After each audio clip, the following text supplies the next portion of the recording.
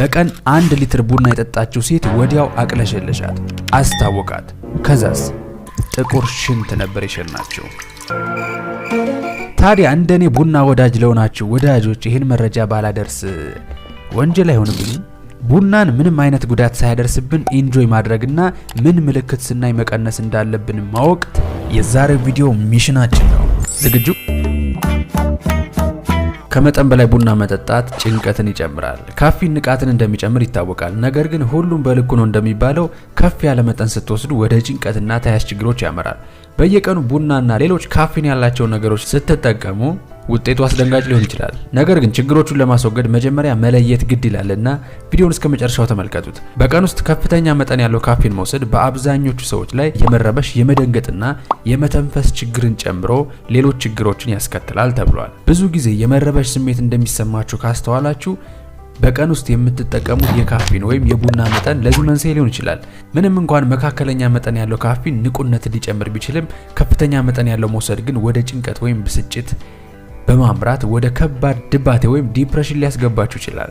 ስለዚህ ፈታ ነቃ ለማለት የጠጣችሁት ቡና ወደ ድብርት ወይም ዲፕሬሽን ሊያመራ ይችላል። ቀጣዩ እንቅልፍ ማጣት። ካፊን ሰዎች ነቅታችሁ እንድትቆዩ እንዲሁም አጠቃላይ የእንቅልፍ ጊዜ ለመቀነስ የመርዳት ችሎታው በሁሉም የተመሰከረለት ልዩ ባህሪያት ውስጥ አንዱ ነው። ነገር ግን በቂ እንቅልፍ ቢያስፈልጋችሁም እንኳን ካፊን ከወሰዳችሁ እንቅልፍ ለማግኘት አስቸጋሪ ይሆንባችኋል። የምትወስዱትን የካፊን መጠን ብዙ መሆኑን ካልተቀበላችሁ በእንቅልፋችሁ ላይ ምን ያህል ጣልቃ እየገባ መሆኑን ልትገነዘቡ አትችሉም። በተለይ ከሰዓት ወይም ከምሳ ሰዓት በኋላ የምትወስዱትን ቡና በእንቅልፋችሁ ላይ ከፍተኛ ተጽዕኖ ይኖረዋል። ስለዚህ በቂ እንቅልፍ ለማግኘት ካፊን የምትወስዱበትን መጠንና ጊዜ ትኩረት መስጠት የተሻለ እንቅልፍና እረፍት እንድትወስዱ ይረዳል።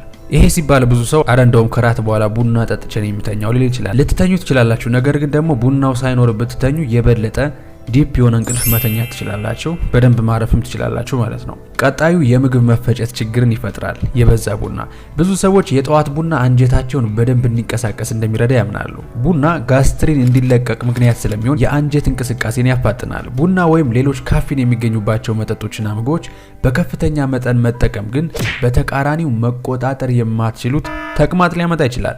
ምንም እንኳን ለብዙ ዓመታት ቡና የጨጓራ ቁስለትን ያመጣል የሚል ሐሳብ ብዙ ሰዎች ጋር ቢኖርም ጥናቶች ግን በሁለቱ መካከል ምንም ግንኙነት አላገኙም። በሌላ በኩል አንዳንድ ጥናቶች ካፊን የያዙ መጠጦች በተለይ ቡና በአንዳንድ ሰዎች ላይ የጨጓራ በሽታን ሊያባብሱ እንደሚችሉ አረጋግጠዋል። ቡና በምግብ መፈጨት ተግባር ላይ ትልቅ ተጽዕኖ ስላለው የምትጠጡትን መጠን አስቡበት። ቡና ስትጠጡ የህመም ስሜት በተደጋጋሚ የሚያጋጥማችሁ ከሆነ ቀስ በቀስ በሻይ ለመቀየር ጥረት አድርጉ። ቀጣዩ የጡንቻ መሰበርን ሊያስከትል ይችላል። ራፕዶሚዮሊሲስ ጡንቻ ሲሰበር ጎጂ ሊሆኑ የሚችሉ ንጥረ ነገሮችን በደም ውስጥ የሚለቅበት ሁኔታ ነው። ይህ በአካል ጉዳት፣ በጠንካራ የአካል ብቃት እንቅስቃሴ ወይም በአንዳንድ የህክምና ሁኔታዎች እንዲሁም ብዙ ካፊን በመጠቀም ሊከሰት ይችላል። ጡንቻ በሚሰበርበት ጊዜ ማይግሎቢን የተባለ ፕሮቲን ወደ ደም ውስጥ ይለቀቃል። ከፍተኛ መጠን ያለው ማይግሎቢን ታዲያ ኩላሊትን ሊጎዳና የጡንቻ ህመም፣ ድካምና ጥቁር ቀለም ያለው ሽንት ያሉ ምልክቶችን ሊያስከትል ይችላልና ጥንቃቄ ማድረግ አስፈላጊ ነው። በተጨማሪም ከመጠን በላይ ካፊን ከመውሰድ ጋር ተያይዞ ስለሚመጣው የጡንቻ መድከም የተሰራ አንድ ጥናት ላይ የተሳተፈች ሴት 1 ሊትር ቡና በትንሽ ሰዓት ውስጥ ከጠጣች በኋላ 565 ሚሊግራም ያህል ቡና ከጠጣች በኋላ ማለት ነው ማቅለሽለሽ፣ ማስታወክና ጥቁር ሽንት ያሉ ምልክቶች ታይተውባታል። እንደ ድል ሆኖ በመድኃኒት ከታከመች በኋላ ቶሎ ማገገም ችላለች። ይህ የሚያሳየው በተለይም በአንዴ ከፍተኛ መጠን ያለው ካፊን መውሰድ የጡንቻ መሰበር አደጋን ያመጣል። ቀጣዩ ጉዳት ሱስ ነው።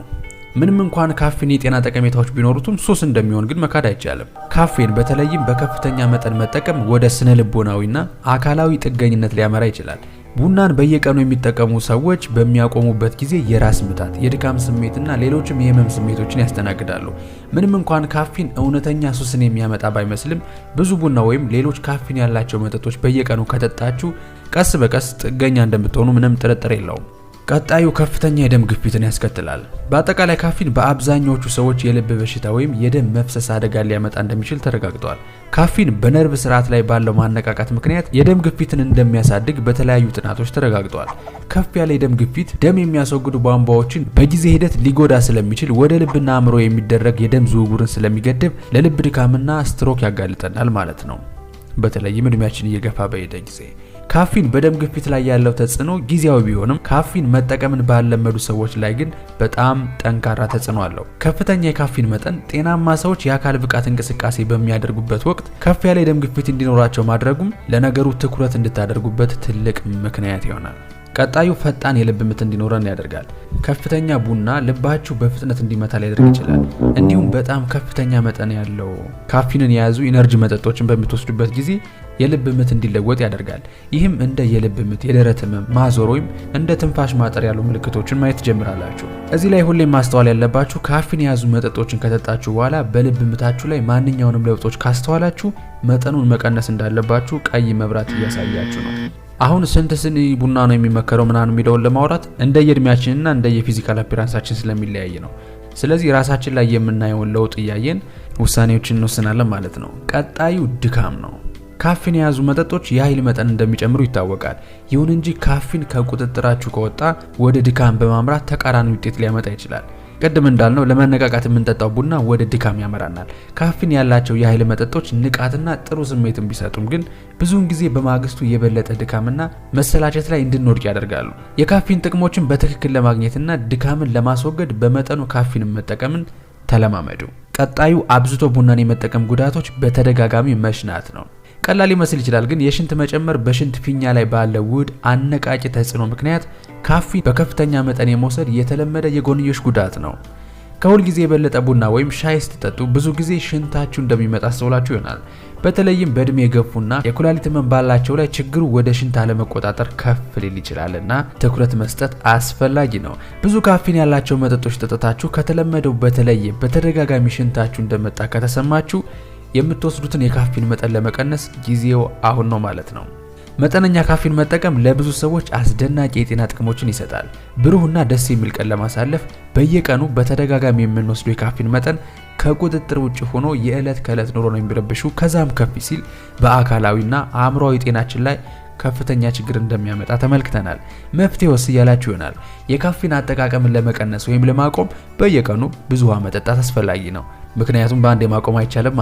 ካፊንን በእጽዋት ሻይ መቀየር፣ የአካል ብቃት እንቅስቃሴ ማድረግ። የአካል ብቃት እንቅስቃሴ ኃይል መጠናችሁን በተፈጥሮ ከፍ ለማድረግና ስሜትን ለማሻሻል ይረዳል። ስለዚህ ካፊንን ለመቀነስ በምታደርጉት ጉዞ መርሳት የሌለባችሁ ነገር ካፊን ለመቀነስ ወይም ለማቆም ስትሞክሩ እንደ ራስ ምታት፣ ድካም፣ ብስጭትና ትኩረትን የመሰብሰብ ችግር ያሉ ምልክቶች ሊከሰቱ ይችላሉና ኖርማል ነው።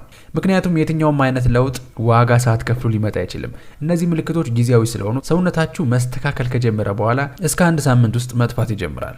ከዛ ከቡና ጋር ያላችሁን ኬስ ተፋታችሁ ጤናማ ላይፋችሁን መምራት ነው። ቪዲዮ እንደጠቀማችሁ አልጠራጠርም። ላይክ ማድረግን ተረስቷል።